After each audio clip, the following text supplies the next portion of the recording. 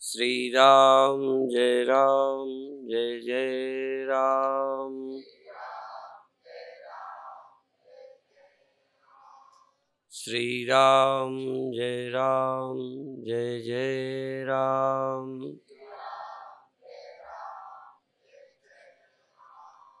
सच्चिदानंद भगवान की, सनातन धर्म की। भारत में बहुत आचार्य हैं, हुए हैं, और आज नया धर्म ग्रंथ, नया पंथ आचार्यों की तरह देने की सामर्थ्य के लोग तो नहीं हैं, फिर भी अपनी अपनी डफली बजाने वाले लोग बहुत हैं। तो अनेक उपासना पद्धतियां हैं, पर कोई भी उपासना पद्धति वैदिक इस सत्य को इनकार नहीं करती कि परमात्मा एक है, उससे ही सब जगत हुआ है, उसमें ही स्थित है, उसमें लय होता है। स्वरूप से परमात्मा अजन्मा, अनादि और अनंत है, और वो माया से जन्म लेता है, माया से सृष्टि का रूप धारण करता है। स्वरूप से वो निर्विकार रहता है। कोई दर्शन ये नहीं मानता कि परमात्मा स्वरूप से विकृत हो जाता है। उसके समझाने के लिए ऐसे बोलते हैं, जैसे रस्सी बिना बदले सांप बनकर दिखती है, पर दूध बदल के दही बनता है। दूध ज्यों का त्यों बना रह के दही नहीं बनता, पर रस्सी ज्यों की त्यों रहकर सांप दिखती है। तो परमात्मा अविकारी, शुद्ध रहते हुए भी सृष्टि के रूप में दिखाई पड़ने लगता है। इसलिए परमात्मा अनादि, अनंत, अविकारी है। और हमारी आत्मा भी वही है, अर्थात वही जो सर्वत्र है, हमारी आत्मा के रूप में भी उतना ही शुद्ध मुक्त विद्यमान है। ऐसा नहीं है कि हर एक के अंदर रहने वाला आत्मा बिगड़ गया। जब वो सर्वत्र है, वही हमारी आत्मा है। हमारी आत्मा वही है, हमारी आत्मा कोई और नहीं है, या हमारी आत्मा कोई अलग नहीं है। इसलिए उस निर्विकारता का हमें अनुभव नहीं हो रहा। दूसरे को निर्विकार देखने में हमें सिर्फ विश्वास करना पड़ता है। ध्यान रखें, मैं निर्विकार हूं या कोई निर्विकार है, आपकी आंखें निर्विकार तक नहीं पहुंचेंगी। बीच में देह में बहुत दिमाग लगाओगे तो उसके मन आदि का अनुमान लगाओगे। जैसे क्रोध, मेरे अंदर क्रोध आया, तुम मेरी आंखों से, मेरी आवाज से जान जाओगे। क्रोध तो नहीं दिखा, पर क्रोध के परिणाम नजर आए। क्रोध से होने वाले रिएक्शन शरीर में हुए। जैसे मेरा जगना और सोना तुम नहीं देख सकते, आंखें बंद होना और खुलना देखते हो। आंखों के बंद होने से अंदाज लगाते हो कि सो गए, आंख खुलने से आपको लगता है कि जग गए। किसी कारण हम जगें और थोड़ी देर आंख ना खोलें, और बहुत बार जगे हुए भी आंख नहीं लोग खोलते, उस जगने को आप नहीं जान सकते। हिलने से जानते हो, आंख खुलने से जानते हो, बैठ जाने से जानते हो, जगना आपको दिखाई नहीं पड़ता। इसी तरह से दूसरे के भीतर रहने वाली आत्मा हमको स्पष्ट नहीं होती। इसलिए तुम निर्विकार हो या वो निर्विकार है, यह मेरा विश्वास है, फेथ है, अपरोक्ष नहीं है। पर मैं विकारी हूं, ये मुझे अपरोक्ष अनुभव होता है, विकारी हूं। मैं जगता सोता हूं, ये मुझे अपरोक्ष होता है। पर वो जगते सोते हैं, ये अपरोक्ष नहीं होता।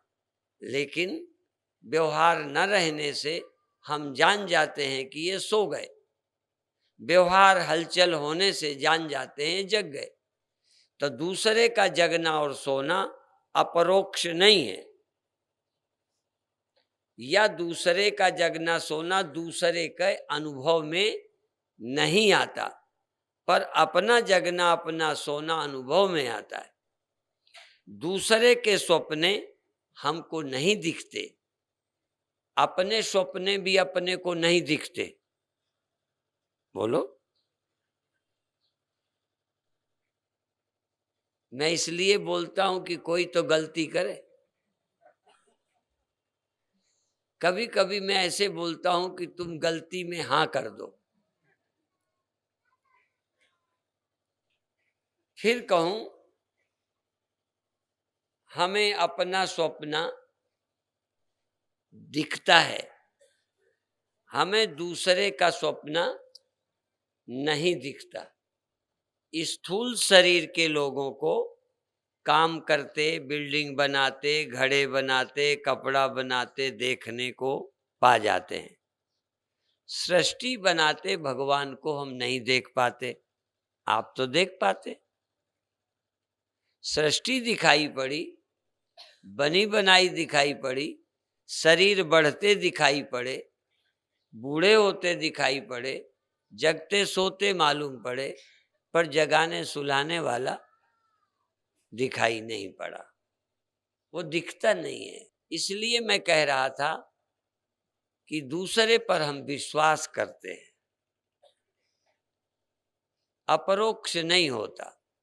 अभी अभी उदाहरण दे रहा था कि दूसरे के स्वप्न उसको अपरोक्ष हैं, उसको दिखे हैं। तुम कहो तुमने ये स्वप्न देखा है, हो सकता है तुम्हारा कहा सच निकल जाए, पर 100% बोलो नहीं। दूसरे का स्वप्न तुम देख ही नहीं सकते, तो जिसका स्वप्न तुम नहीं देख सकते उसको तुम देख सकते हो।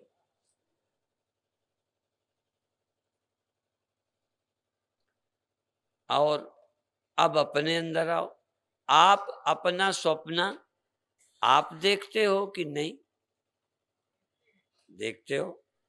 आपने अपने को भी देखा है? नहीं। देखो, अपने सपने देखे, अपना देह देखा है, हमको जो दिखाई पड़ा सो देखा है, हमने अपने को भी नहीं देखा। तो जो दिखाई नहीं देखता, दिखाई नहीं देता, देखता है, उसी का तो नाम राम है।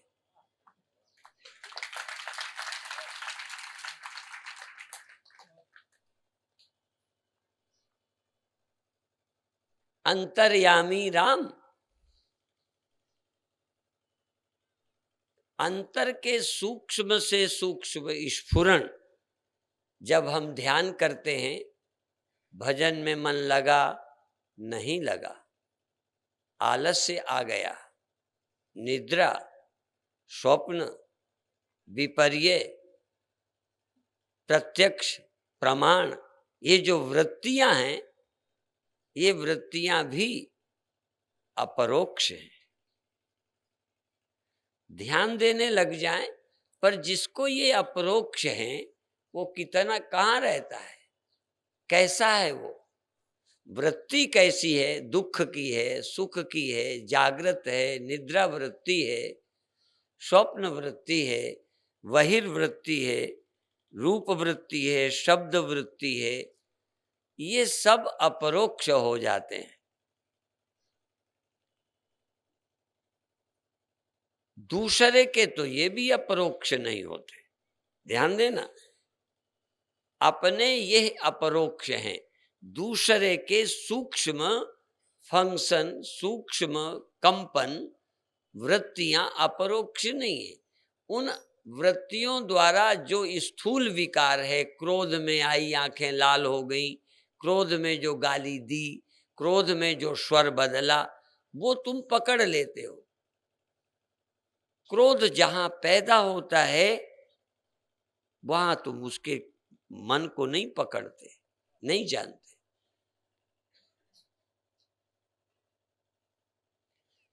तो स्थूल प्रातः भी बताया था, एक स्थूल दूसरे स्थूल को दोनों देख लेते हैं। मेरे शरीर को आप भी देखते हैं, मैं तुम्हारे शरीर को देखता हूं कि नहीं? हाँ, तुम्हारा शरीर मुझे दिखता है, तुम्हें मेरा शरीर दिखता है। तुम मुझे नीचे बैठे नजर आ रहे हो, मैं अपने को ऊपर बैठा देख रहा हूं। तुम भी मेरे को ऊपर ही बैठा देख रहे हो कि नीचे? हाँ, इसमें एक मत है। ये नहीं कि मैं अहंकार से ऊपर बैठा देख रहा हूं, ऊपर बैठा ही हूं। अब चाहे अहंकार का हो चाहे कोई, और तुम नीचे बैठे हो, चाहे निरअहकार हो चाहे मजबूरी में हो, बैठे तो नीचे ही हो। अब तुम नीचे बैठे हो, मैं ऊपर बैठा हूं। भाव क्या है, मैं भाव की बात नहीं करता, ये हम सब एक दूसरे को देख रहे हैं।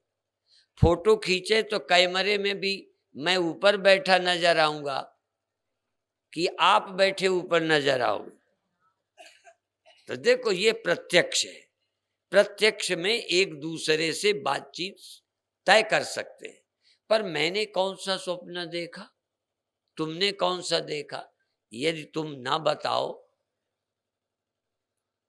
ये पुलिस वाले भी मार मार करके पूछते हैं। जब आदमी अपने मन की जो किया है, जो सोचा है, जिस इरादे से किया, जिसने सिखाया, वो उसी को मालूम है। तो जब नहीं बताता, झूठ बोलता है, तो मार के पूछते।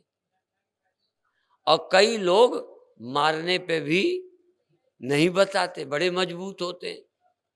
साधु इतना हिम्मती नहीं होता, पर वो नहीं बताते। उंगली तोड़ दो, कुछ कर दो, नहीं बताते, बहुत मजबूत मन के होते हैं।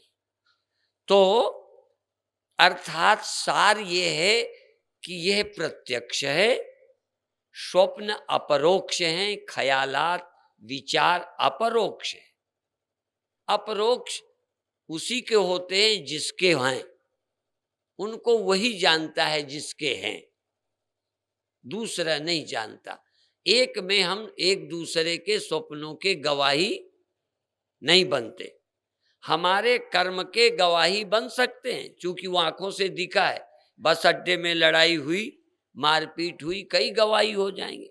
मारे डर के दें न दें, झूठ दें बनावटी दें, वो तो बेईमानी हुई, पर गवाही हो सकते हैं। पर मेरे विचार के, हाँ मैंने क्रोध में आके पत्थर मारा, पत्थर के गवाही हैं। अब क्रोध आया होगा तभी तो मारा, ऐसे क्यों मारेंगे, पागलपन में मारेंगे? तो वो भी अनुमान से समझ में आता है, क्योंकि कोई क्रिया बिना हेतु के पैदा नहीं हो सकती। क्यों पैदा हुई, पत्थर क्यों फेंका, ऐसे ही। यदि छोटा बच्चा भी फेंकता है, कई बार ट्रेन जाती है, बच्चे को मालूम है कि ट्रेन तो मेरे पत्थर से खड़ी होने वाली, सो फेंक देता है। एक बार हम राठ की तरफ से महोबा की तरफ, बांदा की तरफ आ रहे थे। एक लड़के ने पत्थर फेंका, 2 फेंके, अपन ने गाड़ी रोक दी। रोक करके कुछ उतरे, उस लड़के को पकड़ लिया, मारा नहीं, उसी गाड़ी में बिठा लिया कि अब तुझे ले चलते। तो थोड़ी दूर जब ले चले तो डरे, तो हमने कहा छोड़ेंगे लेकिन अब कभी नहीं फेंकना। अब बच्चे को क्रोध भी नहीं, ईर्षा भी नहीं। जैसे कई बार बस होती है, ये शरारत प्रायः सबई करते रहते। एक जरा सा छेद है बस में, वो जो पट्टा कपड़ा चढ़ा रहता है, लड़के ने उंगली डाली, थोड़ा फाड़ दिया। उसके कुछ पैसे मिलेंगे? नहीं। उससे कोई दुश्मनी है? नहीं। कुछ करने की आदत, जैसे आप टांग हिलाते हैं, अब टांग हिलाने से कोई लेना देना है? भाई हिलाते हैं। कुछ चीजें आदतन करते हैं, कुछ सहज मन होता है, कुछ ना कुछ करने का कोई काम नहीं तो अपना कपड़ा ही फाड़ रहे। कुछ किए बिना रह पाना भी बड़ा कठिन है। यदि हम दिन में अपने को देखें कि कब हमने व्यर्थ का काम किया, हाथ कब हिलाया बिना मतलब, मक्खी बैठी हो हिलाओ। कुछ काम निरर्थक करते हैं, फिर भी काम एक दूसरे के दिख जाते हैं, हमारे काम के गवाही हैं, लेकिन हमारे मन का कोई दूसरा गवाही। इसीलिए हम लोग अच्छे महात्मा हैं। यदि तुम हमारे मन को देख पाते तो बड़ी बुरी हालत होती।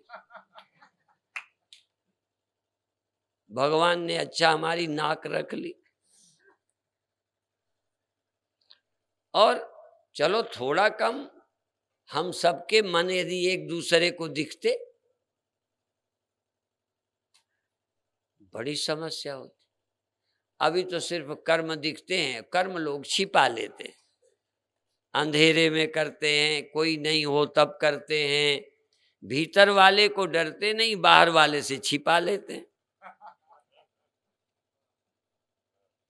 बाहर वाले से छिपने का रास्ता है अंधेरा, एकांत, और मन दिखता नहीं, इसलिए कुछ भी सोचते रहो। यदि मन भी दिखता होता दूसरे को तो हमको सोचने में मजबूर हो जाते। ये जो कई साधु नंगे रहते हैं ना, वो इसलिए नंगे रहते हैं कि यदि ख्याल में भी कुछ होगा तो इनकी इंद्रियों में फर्क पड़ जाएगा। विचार का प्रभाव इंद्रियों पर पड़ता है। मन में क्रोध हो तो आंखें लाल, आवाज बदल जाती है, तो काम हो तो इंद्रियों में वह काम वासना प्रकट होगी। इसलिए नंगे रहते हैं, जिससे सिद्ध हो जाए कि हम में काम नहीं है, हम बुरे नहीं हैं। आप इसलिए गाली दे, साधु नहीं देता, गाली दे के देने से बच जाता है, जिससे कम से कम ये लगे कि ये बाबा बहुत अच्छे। भीतर से तो हम देते ही रहते हैं, भीतर से हम नहीं छोड़ते। आप तो छोड़ देते हैं। भीतर का मामला बड़ा जटिल है। इसीलिए कहा मोटी माया सब तजे, झीनी तजी न जाए, पीर पैगंबर औलिया सब काहू को खाए। ये जो झीनी है, जो औरों को नहीं दिखती, वो अंदर रहती है, उस पर नजर उसी की पड़ती है, तो वो जानता है कि और किसी ने नहीं देखा। अच्छा, आप किसी का चोरी करके सामान उठाओ तो आप निश्चिंत हो, क्योंकि किसी ने नहीं देखा। और छोटा लड़का भी देख ले तो डरोगे कि ये तो नहीं कुछ बिगाड़ सकता, पर बिगाड़ने वालों को बता तो सकता है, इसलिए छोटे से भी डर लगता है। छोटा लड़का ज्यादा नहीं पर कह देगा, छोटे बच्चे तो देख लेते हैं तो कह देते हैं ये ऐसा कर रहा था, ऐसा बोल रहा था, सहज बताते हैं। छोटे बच्चे बहुत अच्छे। एक पिता घर पर था, कोई मिलने आया, अब कोई होगा लेना देना, उसने पूछा पिताजी हैं? छोटा बच्चा बाहर था, उसे मालूम नहीं, तो अंदर देखने चला गया। उनका पिताजी कोई आया है आपको पूछ रहा है क्या नाम है, फला नाम है, बच्चे ने बता दिया तो कहता कह दे पिताजी नहीं है। अब इतना खिलाड़ी थोड़ी है बच्चा, बच्चा बड़ा सरल होता है, वो कहता है पिताजी कहते हैं, हाँ पिताजी कहते हैं कि कह दो कि नहीं है। अब देखो उसको झूठ बोलना नहीं आता, नहीं देख के कहता पिताजी नहीं है, इतना ही कहना चाहिए। तो झूठ बोलने को बहुत बदमाश आदमी चाहिए, झूठ बोलना आसान नहीं है, कहीं ना कहीं पकड़ा जाता है। इसलिए जो बाहर का है वो नजर आ जाता है, भीतर का नजर नहीं आता। तो भीतर जब देखने लगोगे, जैसे ये देखते हो, अब ये देखते हो इसने गाली दी, ये तुम्हें दिखाई पड़ा, सबको दिखाई पड़ा, पर मेरे अंदर क्या हुआ, गाली का क्या प्रभाव पड़ा, वो मैं देखता हूं। यदि मेरी नजर वहां के बजाय यहां हो तो क्रोध के उत्पन्न होते ही मैं उसे रोक सकता हूं। पर हमारी नजर दुश्मन पर है, दुश्मन पर नहीं। नहीं समझ में आई? दुश्मन माने जो सामने वाला है और दुश्मन माने जो अंदर है। हाँ, बुरा मन, दुश्मन, दुर, दुर्गम, दुस्साहस, दुर्मति, दुश्मन, ये जो मन है ये भी दुश्मन है। पर हमारी नजर बाहर वाले में है, भीतर वाले को देखें। ये जब मन बिगड़ जाता है तो दुख किसको देता है? उसने दुख दिया। यदि मन न बिगड़े तो वो दुख मुझे दे सकता है। देखो ये है साधना। वो मुझे गाली दे के दुख कब देगा? जब मेरा मन बिगड़ जाए। यदि मन ना बिगड़े तो आपको, इसीलिए तो कहा बूंद आघात सहाय गिरी कैसे, खल के बचन संत सह जैसे। बिना इंद्रियों के मन से भीतर दिखता है, मन रहित यदि परमात्मा वृत्ति हो तो फिर परमात्मा दिखता है। तीसरी दृष्टि इंद्रिय दृष्टि, मनोदृष्टि, तत्व दृष्टि। जैसे स्वप्न के देह से, स्वप्न की इंद्रियों से स्वप्न का ही जगत मिलता है, जागृत के देह, जागृत की इंद्रियों से जागृत का जगत मिलता है। ऐसे ही परमात्मा की वृत्ति से, परमात्मा के भाव से परमात्मा मिलता है। जैसे स्वप्न से यह जगत नहीं मिल सकता, इस जगत से स्वप्न नहीं मिल सकता, ऐसे सामान्य मन से भगवान नहीं मिल सकता। मन जब दिव्य बनता है, भगवदाकारित बनता है, ब्रह्माकारित चित्तवृत्ति बनती है, तब ब्रह्म दिखता है, ब्रह्म मालूम पड़ता है। इसी तरह से अभी दृश्य, मन और विकार मुझे लगते हैं, मैं दृष्टा हूं, मैं चेतन हूं, ये मेरे ख्याल में नहीं आता। अभी मैं मन ही रूप दिखता हूं, अज्ञान से मैं मन रूप होता हूं, ज्ञान से मन मैं रूप हो जाता है। अर्थात चेतन अज्ञान से मन रूप हो जाता है, ज्ञान से मन चेतन रूप हो जाता है, आत्म रूप हो जाता है। गुरुदेव एक कीर्तन गाते थे, विचार करके देखो प्यारे, जगत बना है मन से। एक लाइन मजेदार है, जैसे धूप में ओला पिघले, धूप में ओला पिघले जल हो जाए यतन से, तैसे यह मन ब्रह्म होत है पिघलत ज्ञान अगिन से। ज्ञान के द्वारा मन नहीं रहता, मन चेतन में लीन हो जाता है, मन अमन हो जाता है, मन भगवत भाव में डूबकर भगवान का रूप हो जाता है। मद भावायोपपद्यते, मेरे भाव को प्राप्त होता है। मन ही किसी भाव में जाता है, देह भाव में जाए, अन्य कोई भी भाव आएगा तो मन में ही। जब तक मन नहीं होता, ना देह भाव होगा ना ब्रह्म भाव होगा। ब्रह्म भाव के लिए मन चाहिए, पर वो मन और क्वालिटी का है। मन सैवानुदृष्टव्यम, मन से ही उसे जाना जाता है।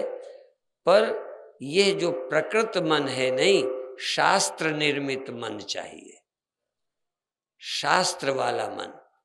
जैसे आप व्यक्ति हो, ये स्त्री है, इतना तो आंखों से इस मन से दिखता है, पर ये मेरी बहन है, ये मेरी माँ है, ये मेरी बेटी है, इन इंद्रियों से या इस सामान्य मन से नहीं दिखता, ये संस्कार वाले मन से दिखता है।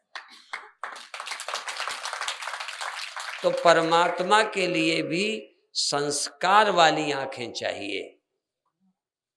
जब तक शास्त्र के संस्कार शब्दजन्य बुद्धि वृत्ति नहीं बनेगी, तब तक परमात्मा नहीं दिखेगा। इसीलिए कहा है, अकृतात्मा अचेतस लोग प्रयत्न करके भी परमात्मा को नहीं देख पाते। परमात्मा के देखने के लिए चित्त का निर्माण जरूरी है। एक मन पहले से मिल गया है, एक मन बनाना पड़ेगा। एक बुद्धि है हमारे पास जगत के अनुभव करने की, सुख दुख अनुभव करने की, पर भगवान ने कहा ददामि बुद्धि योगम तम, मैं तुम्हें बुद्धि दूंगा, मैं तुम्हें समझ दूंगा, मैं अपनी बुद्धि मति दूंगा। तुम अपनी मति छोड़ दो जो तुम्हें जन्म से मिली है। मेरे सोचने का ढंग अभी आप सहज ये है ऐसे देखते हैं, ये मैं हूं देखते हैं, फिर देखेंगे ये मैं नहीं हूं। ये भी देखने के लिए आपको कोई तरीका मिलेगा, तब देख पाओगे ये मैं नहीं हूं। फिर क्या हो, किसके हो? अभी लगता है मैं इसका हूं, ये मेरे हैं। भगवान मेरे हैं ये मुझे लगता ही नहीं, और भगवान ही मालूम नहीं पड़ते। तो भगवान मालूम पड़ने के लिए भी एक भाव चाहिए। शंकराचार्य भी भाव पर जोर देते हैं। ब्रह्मास्मि भाव, जब तक मन भाव वाला नहीं बनेगा, बात नहीं बनेगी। चाहे देहोहम हो, चाहे दासोहम हो, मैं भगवान का दास हूं, ये भी मन में भाव निर्मित होगा। और मैं ब्रह्म हूं, ये भी मन में भाव निर्मित होगा। बिना गुरु के न तुम भगवान के दास हो सकोगे और न भगवान हो सकोगे। गुरु आवश्यक है, शास्त्र आवश्यक है, शब्द आवश्यक है, और शब्द ही हमें निर्मित करते हैं। हम हिंदू हैं, ये हमको किसने बनाया? गुरु ने और शास्त्र ने। ये बहन है, ये मेरी पुत्री है, ये किसने बनाया? शास्त्र ने। शास्त्र जहां नहीं है, जानवरों में बहन नहीं होती। आप कहोगे पैदा हुई साथ बहन तो होगी। किसी जानवर से पूछो कि उसका व्यवहार बहन के साथ बहन जैसा है। माँ के साथ माँ जैसा व्यवहार जानवर का रहता है। ये व्यवहार कैसे बनेगा? मन से। मन कैसे बनेगा? गुरु से और शास्त्र से। यदि आपको जैसा आचरण नहीं करना, प्राकृतिक आचरण नहीं करना, सहज आचरण जानवरों जैसा नहीं करना, तो किसी गुरु के शरण जाना ही होगा। बिना किसी गुरु के आप सहज जानवर ही बनेंगे। जैसा देखेंगे, जैसा सुनेंगे, जैसे लोगों के पास रहेंगे, वैसे ही बन जाएंगे। लोग एक कहावत कहते हैं, एक आदमी जंगल में जानवर चराता था। किसी आदमी ने पूछ लिया, मिले कि आप क्या करते हो, क्या कहाँ रहते हो? कहने लगे जानवर चराता हूँ, बाहर रहता हूँ। तो कहते रहते कहाँ हो? तो कहते जाते कहाँ हो? कहन हार में। कहाँ जाते हो? कहन हार में। कहन सोते कहाँ हो? कहन सार में। तो कहते बस बम्बाना बाकी है, जानवर तो हो ही। हार में और सार में तो और क्या होगा? कभी सत्संग में तो नहीं रहे। सतपने संत सभा नहीं देखी, संत तो देखे नहीं। तो जिनको देखोगे, यहां तक आदमियों में जब पीने वालों को देखोगे तो पीना सीखोगे, जिनको देखोगे वही सीखोगे। तो जीवन बदलने के लिए तुम्हारा अस्तित्व ही काफी नहीं है, संग आवश्यक है। बिना संग के जीवन अच्छा नहीं बन सकता। इसीलिए संग के दो शब्द हैं, कुसंग और सुसंग। सत्संग, कुसंग। तो कुसंग में रहोगे तो वैसे सहज बन जाओगे, न चाहो तो भी बन जाओगे, असर पड़ेगा। रंग लागत लागत लागत, जिसके साथ रहोगे रंग लगेगा। संतों के रहोगे तो रंग लागत लागत लागत है, भ्रम भागत भागत भागत है। बहुत दिनन का सोया मनुआ, जागत जागत जागत। तो आप अंतर जाग सकते हो। बाहर को भी, बाहर की भी नजर बदलनी है, बाहर की नजर भी बदलती है। जैसे आंखें यही, हाथ यही। जब आप संत के चरण में पैर को हाथ लगाते हो ना? अच्छा, केवल पुरुष लगाते हैं कि स्त्रियां भी?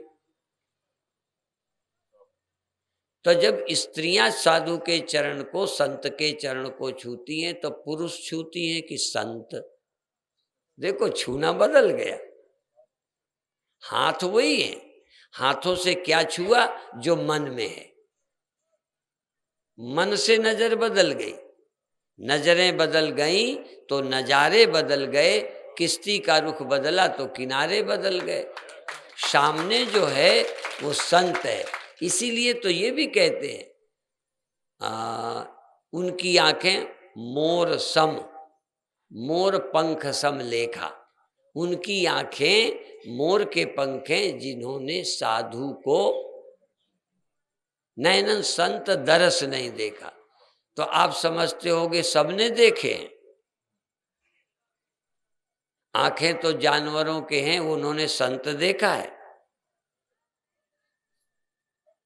जानवरों ने बहन नहीं देखी, जानवर ने कोई हिंदू नहीं देखा, पंडित नहीं देखा, वो तो देखा ही नहीं। और जानवरों ने कोई मंदिर और भगवान नहीं देखा, उनको तो दिखेंगे ही नहीं। आंखों से वो दिखता है। देखो, प्रकृति से पहले दिखता था जब हम जानवर थे, अब हमको दिखता है संस्कृति के अनुसार, अब हमको दिखता है शास्त्र के अनुसार, अब दिखता है संस्कार के अनुसार। यदि किसी को आपने साधु देखा तो इसका मतलब आप सत्संगी हो, संस्कारी हो। थोड़ा बहुत आजकल भी जो देखते हैं वो साधु थोड़े देखते हैं, लाल कपड़ा भर देखते हैं। वो लाल कपड़ा तो आंखों का विषय है, हृदय का नहीं। हृदय से संत दिखता है। इसलिए संत देखना, ये बाहर के लिए नजर बदली। जो दिखाई देता है ये क्या है, और भीतर जो देखने वाला है ये कौन है? देखने वाला आदमी है क्या? देखने वाला इंद्रियां हैं क्या? इंद्रियों के द्वारा देखने वाले ने देखा, मन के द्वारा कोई है जिसने देखा, वो कौन है? तो देखने वाला कौन है उसके प्रति भी नजर बदल जाए, वो आदमी नहीं है। और जो दिखाई देता है ये सामने धर्म की दृष्टि और तत्वदृष्टि। ये बाहर जो दिखाई देता है दो देख सकते हैं, एक तो सिया राममय वृत्तिम ब्रह्ममयीम कृत्वा, आंखें नहीं की, वृत्ति किसकी? अंतःकरण की। वृत्तिम ब्रह्ममयीम कृत्वा पश्येत ब्रह्ममयम जगत। ब्रह्म देखा, वृत्ति बदल गई तो ब्रह्म देखा। और वृत्ति यदि बदल जाए ना, काम की हो जाए, तो नारीमय देखन लगे, जो ब्रह्ममय देखत रहे। वृत्ति बदली तो संसार स्त्रीमय या पुरुषमय। पुरुषों को अबलामयम, पुरुषों को स्त्रियां दिखने लग गईं और स्त्रियों को पुरुषमय जगत दिखने लगा। और ब्रह्मज्ञानी भगवान के भक्त को सिया राममय दिखने लगा। अब देखो, कामातुर होगे तो आपको मेल फीमेल दिखेगी, और भक्त्यातुर होगे, भक्ति की भी आतुरता होगी, तो आपको भगवान दिखेंगे। देखने का ढंग हो और इच्छा हो। देखो, एक तो इच्छा भी हो ना, इच्छा हो और देखने का संस्कार ना हो तो नहीं देख पाओगे। इच्छा के साथ संस्कार चाहिए। आप चाहो भी, आप चाहते हो कि हमें भगवान दिखें, लेकिन नहीं दिख पा रहे अभी। भगवान के देखने का भी ढंग है।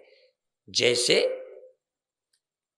ये एक घड़ा, इसको देखना चाहे एक घड़ा कि ये दूसरा घड़ा मिट्टी है, कैसे देखे? उसको घड़ा दिखता, मिट्टी भी दिख सकती है, आश्चर्य नहीं कि ये घड़ा क्या है, मिट्टी है, पर वो भी देखने का ढंग हो तब ना। तो इसी तरह से मैं आदमी हूं, ये सब संसार है, ये तो दिखता है, पर मैं देह नहीं हूं, मैं ईश्वर अंश हूं, जीव हूं, चेतन हूं, अमल हूं, सुख राशि हूं।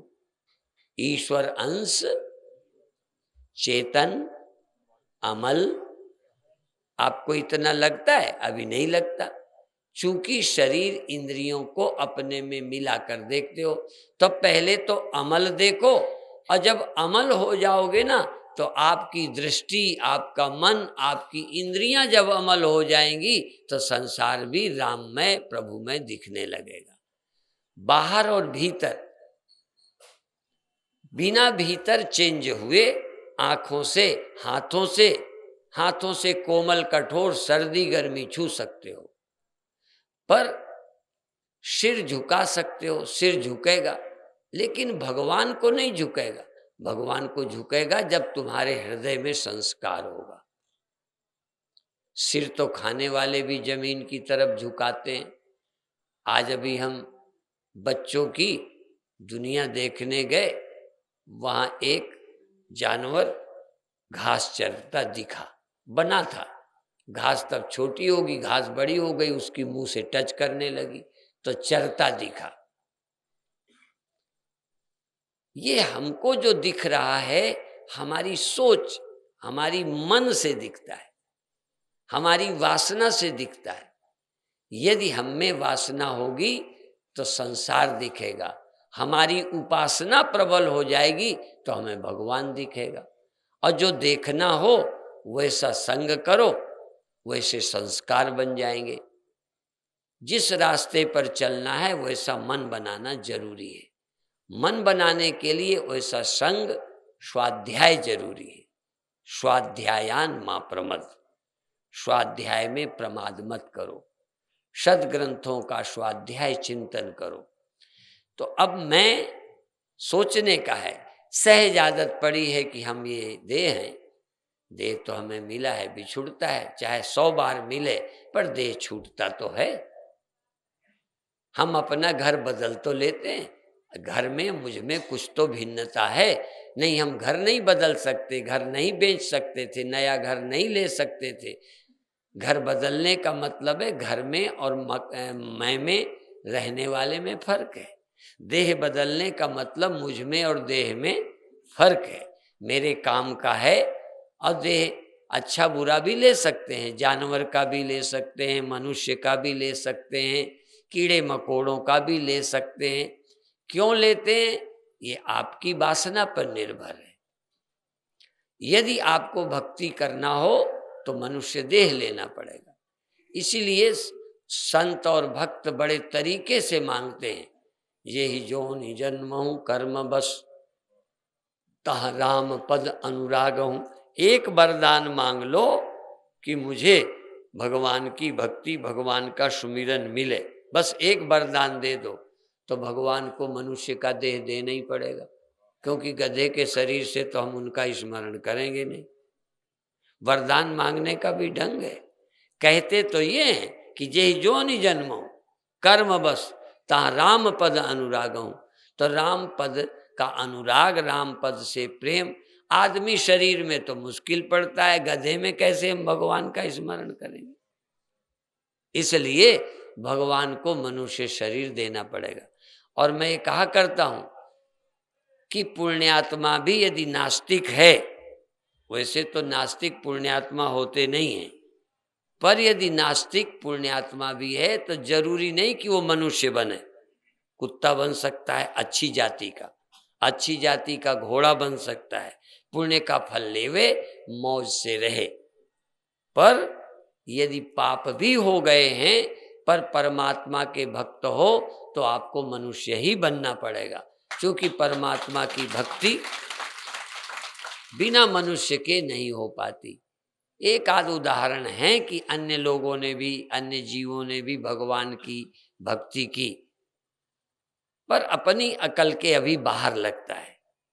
हमें लगता है मनुष्य देह से ही, क्योंकि मनुष्य यदि सब शरीरों से भगवान का भजन हो जाता है तो मनुष्य शरीर की महिमा ही नहीं रहेगी।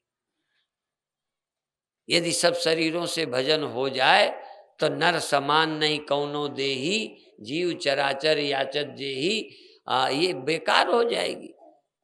फिर गधे होने में क्या डर है? जब भगवान का भजन चिंतन योगाभ्यास हो जाएगा।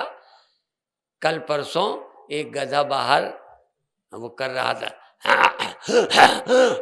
ऐसे कर रहा था, तो हमने कहा आजकल वो कौन से प्राणायाम है, उज्जाई। हमने कहा गधा भी उज्जाई प्राणायाम कर रहा है।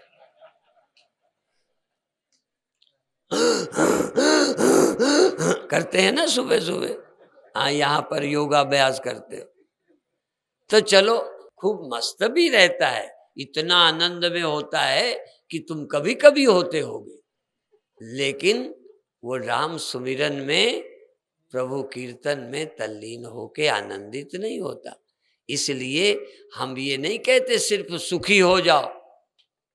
हाँ, एक बात ध्यान रखो, अब हम लोग ये कभी कभी ध्यान में भी कहते हैं कि यदि बिना परमात्मा का सुख है, उस सुख को भी लात मारो।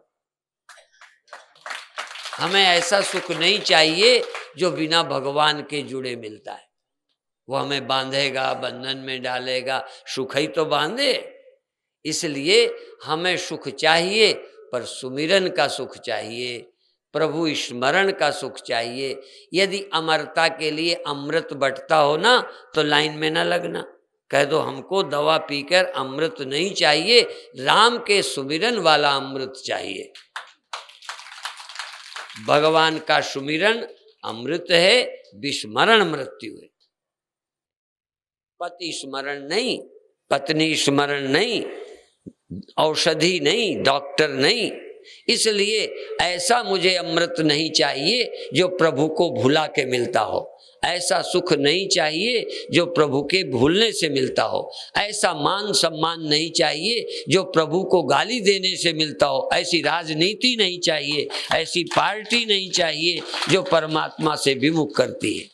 इसलिए परमात्मा से जो जोड़ती है वही साधना है, वही भक्ति है, वही शांति है, वही बड़प्पन है। परमात्मा के बिना यदि मिल भी जाए तो मिलने का भ्रम होगा, सुख मिलने का भ्रम है, सुख रहने वाला नहीं। सुख दिखाई देगा, दुख मिलेगा, जीवन दिखाई पड़ेगा, मौत मिलेगी। इसलिए परमात्मा का स्मरण, ब्रह्म स्मरण ही जीवन,